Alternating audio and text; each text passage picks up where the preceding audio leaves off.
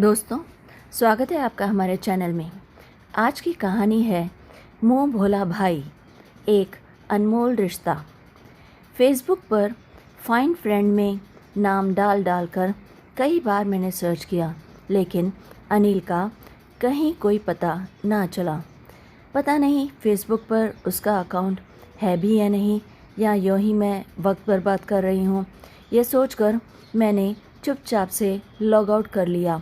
तभी स्मार्टफ़ोन पर व्हाट्सएप की मैसेज आने की ट्यून बजी।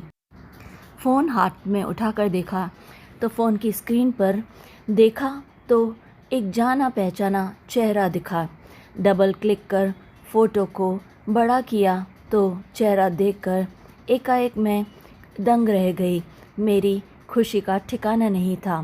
फिर मैंने उसे वैसा ही लगता है बिल्कुल जैसा पहले लग रहा है। अनिल बिल्कुल वैसा ही लग रहा था। उसे देखकर मैंने फ़ोन एक साइड रख दिया। अपने माता पिता की इकलौती संतान थी मैं, और 12वीं में पढ़ती थी। पिताजी रेलवे में टीटीई के पद पर कार्यरत थे। इस कारण अक्सर उन्हें बाहर ही रहना पड़ता था। घर की आर्थिक स्थिति अच्छी न होने के कारण हमने डिसाइड किया था कि हमारे घर में जो एक कमरा बिल्कुल खाली पड़ा रहता था उसे किराए पर दे दिया जाए। और फिर थोड़े ही वक्त में बहुत सोच विचार कर पापा ने 2 स्टूडेंट्स जो ग्रेजुएशन करने के बाद आईएएस की तैयारी करने केरल से दिल्ली आए हुए थे, उनको कमरा किराए पर दे दिया। अब वे निश्चिंत हो गए थे। जब वे हमारे यहाँ रहने आए तो आपसी परिचय के बाद उन्होंने मुझे कहा, अगर आपको पढ़ाई के सिलसिले में कभी कोई ज़रूरत हो तो बेहिचक कहिएगा। उनमें से एक, जिसका नाम अनिल था, अक्सर मुझसे बातचीत करने की कोशिश करता रहता था। मुझसे बातचीत करने को उत्सुक रहता। कभी 10वीं की एनसीईआरटी की किताब मांगता तो कभी मेरे कोर्स की। मुझे उससे बात करना खासा अच्छा नहीं लगता था।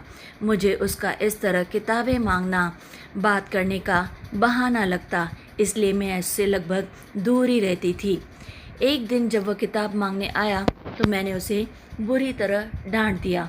क्या करोगे 10वीं की किताब का? मुझे सब पता है। यह सब बहाने हैं लड़कियों से बात करने के। मुझसे मेल जोल बढ़ाने की कोशिश ना करना, समझे तुम? आगे से मत आना यहाँ किताब मांगने, मेरे कमरे में तो बिल्कुल भी नहीं। उसने अपने पक्ष में बहुत सारी दलीलें दी, लेकिन मैंने नकारते हुए सब खारिज कर दी। उस दिन मुझे स्कूल से ही अपने फ्रेंड के घर जाना था। मैं मम्मी को बताकर भी गई थी, लेकिन जब घर आई तो जैसे सभी मुझे शक की निगाह से देखने लगे। मैं काफ़ी परेशान हो गई। बस्ता रखा ही था कि मम्मी पूछने लगी, आज तुम रमन के साथ क्या कर रही थी? रमन? मैं समझ गई कि यह आग पक्का अनिल की ही लगाई हुई है।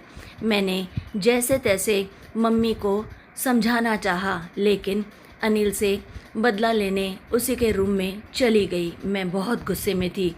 तुम होते कौन हो मेरे मामले में टांग अड़ाने वाले? समझते क्या हो खुद को? हाँ, मेरे मामले में कुछ भी करने की ज़रूरत नहीं। मैं चाहे किसी के साथ जाऊं, घूमूं फिरूं, तुम्हें क्या? तुम केवल एक किराएदार हो। किराया दो और चुपचाप रहो। अपने काम से काम रखो। आइंदा मेरे बारे में माँ से बात करने की कोई ज़रूरत नहीं, समझे? मैं अनिल को कहकर बाहर निकल आई। दरअसल रमन मेरी ही कॉलेज में पढ़ने वाला एक लड़का था। अच्छी पर्सनालिटी होने के कारण सभी लड़कियां उससे दोस्ती करना चाहती थी। मैं भी उसी से दोस्ती करना चाहती थी। मेरे दिल में भी उसके लिए प्यार था और मैं उसे चाहती भी थी। फ्रेंड के घर जाते समय उसी ने मुझे ड्रॉप किया था, लेकिन अनिल ने मुझे उसके साथ जाते हुए देख लिया था, इसीलिए उसी ने माँ से मेरी चुगली लगाई थी। थोड़ी देर बाहर घूमकर आई तो अनिल वैसे भी मम्मी के पास ही बैठा दिखा। मुझे उसे देखते ही गुस्सा आ गया, लेकिन मेरे आते ही वह उठकर चला गया। उसके बाद ही मम्मी ने मुझे समझाया था, बेटा अनिल ने मुझे उस लड़के के बारे में सब कुछ बताया है। वह लड़कियों के लिए सही नहीं है बेटा, वह लड़कियों से फ्लर्ट करता है। उसका तुम्हारे स्कूल की 11वीं में पढ़ने वाली रंजना से भी संबंध है। ज़रा ध्यान रखो इन चीज़ों का बेटा। तुम उससे ज़्यादा दोस्ती ना ही बढ़ाओ तो ठीक है। ठीक है माँ, मैंने उन्हें कह दिया, लेकिन अनिल का इस तरह बोलना मुझे बुरा लगा। मैं अनिल पर बिफर पड़ी। अब तुम मेरी जासूसी भी करने लगे। मेरे आगे पीछे घूमना बंद करो मिस्टर। मैं किससे मिलती हूँ, कहाँ जाती हूँ, इससे तुम्हें क्या। इस पर भी वह चुप ही रहा। शाम को मुझे मैथ्स का एक सवाल समझ में नहीं आ रहा था तो मैंने अनिल से ही पूछा। उसने बिना किसी हिचक के मुझे अच्छी तरह से वह प्रॉब्लम समझा दिया था। लेकिन ज्यों ही वह सुबह की बात को लेकर फिर से उसी बारे में बात करने लगा तो मैंने फिर उसे डांट दिया। मेरी जासूसी करने की कोई ज़रूरत नहीं है। रमन को मैं जानती हूँ, वह अच्छा लड़का है। मुझे क्या करना है क्या नहीं ये मैं खुद ही देख लूँगी। और बड़ी बात है कि मैं उसे चाहती हूँ, समझे। तुम अपने काम से काम रखो और अपने कमरे में चुपचाप पड़े रहो। कुछ दिन बाद मैं स्कूल पहुँची तो हैरान रह गई। स्कूल के बाहर पुलिस आई हुई थी। पता चला कि रमन और रंजना घर से भाग गए थे। मैं बहुत डर गई। अभी तक उनका कुछ पता नहीं चला। पुलिस ने पूछताछ वाले लोगों में मेरा नाम भी शामिल कर लिया था। वह मुझे थाने आने को कहा गया था। पापा दौरे पर गए हुए थे, सो मम्मी ने और कोई रास्ता ना देखकर अनिल से ही बात कर ली और उसी से कहा मेरे साथ पुलिस स्टेशन जाने के लिए। फिर ना चाहते हुए भी मैं अनिल के साथ थाने गई। वहाँ इंस्पेक्टर साहब ने जो कुछ पूछा मैंने बता दिया। अनिल ने भी इंस्पेक्टर से मेरी तारीफ़ की। रमन से सिर्फ क्लास फेलो होने का नाता बताया और ऐसे बात की जैसे मेरा बड़ा भाई मुझे बचा रहा हो। उसकी बातचीत से इम्प्रेस होकर इंस्पेक्टर ने उस केस से मेरा नाम भी हटा दिया। घर आए तो अनिल ने मुझे समझाया, ऐसे लड़कों से दूर ही रहो तो अच्छा है। वैसे भी अभी तुम्हारी उम्र पढ़ने की है, पढ़ लिख कर कुछ बन जाओ तब बनाना ऐसे रिश्ते। पूरी ज़िंदगी पड़ी है तुम्हारे सामने, तब तुम्हें इनकी समझ भी हो जाएगी। साथ ही उसने मुझे दलील भी दी, मैं तुम्हारे भाई जैसा हूँ, तुम्हारे भले के लिए ही कहूँगा। दरअसल गुस्सा तो मुझे खुद पर था कि मैं रमन को समझ नहीं पाई और मुझे प्यार में धोखा हुआ, भले ही एक तरफा। लेकिन खींच मैं अनिल पर निकाल गई। मेरी इस बात का अनिल पर गहरा असर हुआ। राखी का त्यौहार नज़दीक था, सो शाम को अनिल आते समय अपने साथ राखी ले आया और मम्मी के सामने मुझसे रमन के बारे में बताने व समझाने के लिए क्षमा मांगता हुआ राखी बांधकर भाई बनाने की पेशकश कर खुद को सही साबित करने लगा। मैं कहाँ मानने वाली थी, मैं भी ज़िद्दी थी। मैं पैर पटकती हुई बाहर निकल गई। मुझे कुछ नहीं सूझ रहा था, इसलिए अपने कमरे में बैठी रही। उसने राखी वहीं टेबल पर रख दी। पापा अगले दिन जम्मू से लौटने वाले थे। मैं और मम्मी घर में अकेली थी। रात के लगभग 12 बजे थे कि अचानक मैंने देखा कि मुझे आवाज़ मारती हुई मम्मी उठ बैठी। मैं भी हड़बड़ा कर उठकर बेड पर बैठ गई और देखा कि मम्मी की नाक से लगातार खून की धारा बह रही थी। मैं कुछ समझ ना सकी और बुरी तरह डर गई। बस जल्दी से दराज से रुई निकालकर नाक में ठूस दी और खून बंद करने की कोशिश करने लगी, पर कुछ भी नहीं हुआ। इधर उधर देखा पर कुछ भी समझ में नहीं आ रहा था कि आखिर मैं करूं तो क्या करूं। लेकिन अचानक अनिल के कमरे की बत्ती जलती देखकर मुझे ख्याल आया कि मुझे उससे मदद लेनी चाहिए। कल उनका एग्ज़ाम होने के कारण वे दोनों काफ़ी देर तक पढ़ाई कर रहे थे। तभी मम्मी बेसुध होकर नीचे ज़मीन पर गिर पड़ी। मैंने उन्हें गिरते देखा तो मेरी चीख निकल गई, मम्मी! मेरी चीख सुनते ही अनिल के कमरे का दरवाज़ा खुला और वह दोनों भागते हुए हमारी तरफ आ गए। सारी स्थिति भांपते हुए अनिल बोला, अरे आप घबराइए नहीं, मैं देखता हूँ क्या हो सकता है। फिर उन दोनों ने जल्दी से एक फ़ोन कॉल किया और अपने दोस्त कार्तिक से बोला कि ऑटो लेकर जल्दी मेरे यहाँ आ जाओ और इन्हें जल्दी से जल्दी अस्पताल ले जाना पड़ेगा। उसके बाद ऑटो आने के बाद इन्होंने मम्मी को दोनों ने मिलकर उठाया और ऑटो में रख दिया और मुझे घर संभालने के लिए अकेला वहीं छोड़ गए। मैं काफ़ी डरी हुई थी। मुझे चिंता न करने की हिदायत देकर मम्मी को ऑल इंडिया मेडिकल हॉस्पिटल की इमरजेंसी में ले गए। आखिर वहीं मदद मिलनी थी। वहाँ उन्हें डॉक्टर ने बताया कि हाइपरटेंशन के कारण इनके नाक से खून बह रहा है। आप सही वक्त पर ले आए। ज़्यादा देर होने पर कुछ भी हो सकता था, कोई भी इमरजेंसी आ सकती थी। अच्छा हुआ आप इन्हें समय पर ले आए। फिर उन्हें 2 इंजेक्शन दिए गए और अधिक खून बहने के कारण खून चढ़वाने को कहा गया। अनिल ने ब्लड बैंक जाकर रक्तदान किया। तब जाकर मम्मी को वहाँ से उनके ग्रुप का ब्लड ग्रुप मिला। कार्तिक ने उनकी काफ़ी मदद की और ब्लड बैंक से खून लाकर हॉस्पिटल में मम्मी को चढ़वाया। सुबह करीब 6 बजे वे दोनों मम्मी को वापस लेकर आए तो मेरी भी जान में जान आई। अब मम्मी बिल्कुल ठीक लग रही थी। अनिल ने बताया कि घबराने की कोई ज़रूरत नहीं है, आप आराम से सो जाएं। हम हफ्ते की दवाएं भी ले आए हैं, आपको कोई भी परेशानी नहीं होगी।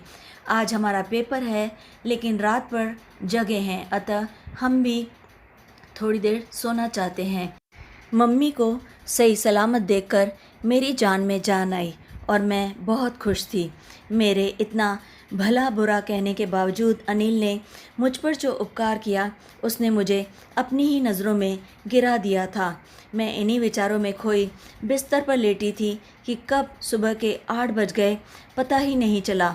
मैंने देखा अनिल के कमरे का दरवाज़ा खुला था और वे दोनों घोड़े बेचकर सो रहे थे। अचानक मुझे याद आया कि आज तो इनका पेपर है, अतः मैं तेज़ी से उनके कमरे में गई और उन्हें उठाकर कहा, पेपर देने नहीं जाना है क्या, या बस यूं ही सोते रहना है? हड़बड़ा कर उठते हुए अनिल ने घड़ी देखी तो उनकी नींद काफूर हो गई। दोनों फटाफट तैयार होकर बिना खाए पिए ही पेपर देने चल दिए और भागे भागे वहाँ से निकल गए। मैंने पीछे से आवाज़ देकर उन्हें रोका, भैया रुको। भैया शब्द सुनकर अनिल अजीब नज़रों से मुझे देखने लगा, लेकिन मैंने बिना समय गंवाए उसकी कलाई पर वही राखी बांध दी जो कल शाम को वह मेरे लिए लाया था। उसकी आंखों में खुशी के आंसू आ गए। फिर मैंने उन दोनों से कहा, भाई अब जल्दी जाओ, कहीं पेपर में देर ना हो जाए। शाम को जब पापा घर पर आए और उन्हें सारी बात पता चली तो उन्होंने जाकर उन्हें पर्सनली धन्यवाद दिया। मैंने भी पूछा, पेपर कैसा हुआ? तो अनिल ने हंसकर कहा, अच्छा ही था। और आखिर अच्छा होगा भी क्यों नहीं, आखिर मेरे हाथ में मेरी बहन की राखी और मेरे साथ उसकी ढेरों शुभकामनाएं थी। तो ऐसे में पेपर ख़राब होने का तो कोई सवाल ही नहीं उठता। बहुत अच्छा गया मेरा पेपर, उसने खुशी से हंसते हुए कहा। अब मैं और अनिल अनमोल रिश्ते में बंध गए थे, जहाँ बगैर दुराव छुपाव के एक दूसरे के लिए कुछ करने की तमन्ना थी। मेरा अपना तो कोई भाई कभी नहीं था, सो मैं अनिल को ही अपना भाई मानने लगी और दिल से उसे इज़्ज़त देने लगी। स्कूल से आती तो सीधा उसी के पास, उसी के कमरे में चली जाती और बेझिझक उससे किसी कठिन विषयों के बारे में सलाह लेती और पूछती रहती। कुछ ही दिनों में अनिल के तरीके से पढ़ने पर मुझे वे विषय भी काफ़ी आसान लगने लगे, जो अब तक मुझे बहुत कठिन लगते थे। घर का कोई भी सामान लाना हो या अपनी ज़रूरत का, मैं अनिल को ही कहती। आखिर इतने सालों बाद मुझे एक भाई मिला था। कभी किसी काम से बाहर जाती तो अनिल को साथ ले लेती। वह जैसे मेरा सुरक्षा कवच भी बन गया था।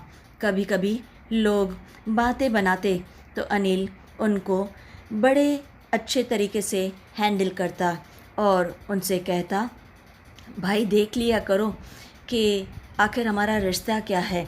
एक बार एक अंकल ने कुछ कह दिया तो अनिल बेझिझक उनके पास गया और बताया, अंकल यह मेरी मुंह बोली बहन है, इसलिए गलत ना समझे। अगर आपकी लड़की अपने भाई के साथ कहीं आती जाती दिखे और लोग गलत समझें तो आपको क्या करेंगे, कैसा लगेगा आपको? इस तरह वो सब लोगों को अच्छे से हैंडल करता था। उनकी बोलती बंद हो गई, लेकिन फ़ायदा हमें हुआ। अब गली के लोग हमें सही नज़रों से देखने लगे। कुछ दिन बाद मेरा जन्मदिन था। मैं काफ़ी एक्साइटेड थी अपना जन्मदिन मनाने के लिए। मैं काफ़ी समय से पापा से मोबाइल लेने की ज़िद कर रही थी, लेकिन हाथ तंग होने के कारण वे मुझे मोबाइल नहीं दिला पा रहे थे। मेरे केक काटते ही अनिल ने मुझे चुपचाप से एक पार्सल मेरे हाथ में थमा दिया और मुझे केक खिलाया। मेरे हाथ में मेरा मनपसंद तोहफ़ा यानी मोबाइल रख दिया तो मैं इसे पाकर फूली नहीं समाई। उस समय नए नए मोबाइल चले थे। मैं खुश थी कि मैं कॉलेज जाऊंगी तो सभी सहेलियों को अपना ये तोहफ़ा दिखाऊंगी। कुछ दिन बाद उनकी प्रतियोगिता परीक्षा समाप्त हुई तो पता चला कि वे वापस जाने वाले हैं। यह जानकर मुझे बहुत दुख हुआ। मैं उन्हें नहीं जाने देना चाहती थी, लेकिन मेरी भी मति मारी गई थी कि मैंने उनका पता, फ़ोन नंबर कुछ भी नहीं पूछा था अब तक। बस यही कहा, भूलना मत इस अनमोल रिश्ते को। जिस दिन उन्होंने जाना था उसी दिन मेरी सहेली का बर्थडे था। मुझे उसके घर जाना था। मैं उसके घर गई हुई थी और पीछे से अनिल ने कमरा खाली किया और दोनों केरल रवाना हो गए और मुझे पता भी नहीं चला। वापस आने पर मैंने पापा से पूछा तो पता चला कि उन्होंने भी उसका कोई भी कॉन्टैक्ट नंबर, घर का पता या कोई भी नंबर नहीं पूछा था। इस पर मैं पापा से खासी नाराज़ भी हुई। मैं अनिल द्वारा बताए गए परीक्षा के टिप्स अपनाकर 12वीं में अव्वल दर्जे से पास हुई और कॉलेज मोबाइल के साथ गई, जिसमें हमारे अनमोल रिश्ते के क्षण छिपे हुए थे। फिर कॉलेज ख़त्म होने के बाद मैंने साथ साथ जब प्रतियोगी परीक्षाएं देने लगी तो मुझे ज्ञात हुआ कि NCERT की किताबें इनमें कितनी सहायक होती हैं, यानी कि 10वीं की परीक्षा जो अनिल मुझसे मांगा करता था। तब मुझे अपनी नादानी भरी भूल का भी एहसास हुआ था कि कैसे मैंने उससे इस बात पर चिल्लाया था कि वह बात करने के बहाने मुझसे किताबें लेता है। अब मैं हर साल राखी के सीज़न में अनिल को मिस करती। जब बाज़ार में राखियाँ सजने लगती तो मुझे अनबोला भाई याद आ जाता। समय के साथ मोबाइल तकनीक में भी तेज़ी से बदलाव आया और फ़ोन के टच स्क्रीन और स्मार्टफ़ोन तक के सफ़र में न जाने कितने ऐप्स भी जुड़ गए जो आपको किसी भी लोग को ढूंढने में मदद करती हैं। लेकिन मैंने अपना नंबर वही रखा जो अनिल ने ला कर दिया था। शायद मैं इंतज़ार में थी कि कभी ना कभी अनिल मुझे फ़ोन ज़रूर करेगा। भले ही मैंने कितने भी मोबाइल बदल दिए पर नंबर वही रखा। मैं हर बार फेसबुक पर फ्रेंड सर्च में अनिल का नाम डालती, लेकिन नतीजा गलत रहता। कुछ पता चलता तो राखी ज़रूर भेजती। इस बीच अनिल ने भी कोई फ़ोन नहीं लिया था, लेकिन अचानक व्हाट्सएप पर मैसेज देखकर मैं दंग रह गई और मेरी खुशी का ठिकाना नहीं था। तभी व्हाट्सएप के मैसेज की टोन बजी और मेरी तंद्रा भंग हुई। अनिल ने चैट करते हुए लिखा था, नया स्मार्टफ़ोन ख़रीदा है तो पुरानी डायरी में नंबर देखकर सेव करते हुए मैंने तुम्हारा नंबर देख लिया। जहाँ तुम्हारा नंबर मैंने सेव किया हुआ था वह डायरी मुझे अचानक से मिल गई, तो व्हाट्सएप में तुम्हारा फ़ोटो सहित नंबर सेव किया हुआ देखकर मन खुशी से फूला नहीं समा रहा था। फिर फटाफट व्हाट्सएप पर अपना परिचय दिया। तुम्हें मैं याद हूँ या भूल गई बहना? अनिल मजाक करने लगा। अनिल के शब्दों में मेरी आंखें भर आई। भला मैं उसे कैसे भूल सकती हूँ? निस्वार्थ रिश्ता। अगर तुम ना होते तो शायद उस दिन पता नहीं मम्मी के साथ क्या होता। आज तुम्हारी वजह से ही मम्मी हमारे बीच हैं। मेरे किशोरावस्था में भटके पाँव कौन रोकता भाई? सिर्फ तुम्ही ने ही तो बचाया मुझे। मैंने फट से मैसेज टाइप किया, राखी भेजनी है भैया, फटाफट अपना पता व्हाट्सएप करो। मिनटों में व्हाट्सएप पर ही पता भी आ गया और साथ ही पेटीएम के ज़रिए राखी का शगुन भी साथ में लिखा था। इस अनमोल रिश्ते को ज़िंदगी भर बनाए रखना, मैं हमेशा तुम्हारे पास ही रहूँगा। मैंने पढ़ा और अश्रुपूरित नेत्रों से बाज़ार में राखी पसंद करने चल दी अपने मुँह भोले इकलौते भाई के लिए। तो दोस्तों, कैसी लगी आपको आज की कहानी? अगर अच्छी लगे तो लाइक और शेयर ज़रूर कीजिए और चैनल को याद से सब्सक्राइब भी कर लीजिए। तो फिर लाइक, शेयर एंड सब्सक्राइब।